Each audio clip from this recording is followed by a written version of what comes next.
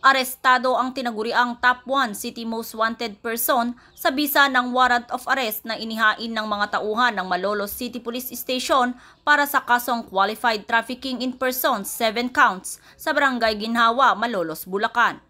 Kinilala ni Police Lieutenant Colonel Romel Geneblazo, Chief of Police ng Malolos City Police Station, ang suspect na isang lalaki, 34 anyos at residente ng Barangay Kaingin, Malolos, Bulacan. Ayon sa ulat, dakong alas 3 ng hapon ay inihain ng tracker team ng istasyon ang warrant of arrest na inisyu ni Honorable Judge Francisco Macapagal Belay, presiding judge ng Family Court, Branch 4, 3rd Judicial Region, Malolos, Bulacan, na walang inirekomendang piyansa.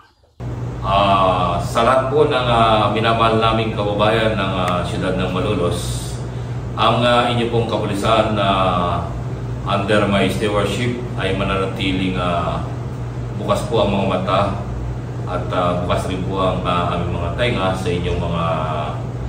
hinaing na maaari naming gawan ng pamamaraan ng kalutasan.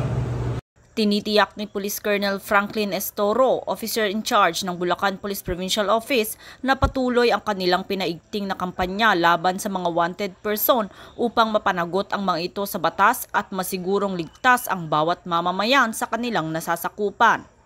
Mula dito sa Bulacan Police Provincial Office, ako ang inyong PNN correspondent, Patrolwoman Pearl Cristalin Javier, alagad ng batas, tagataguyod ng Balitang Pulis.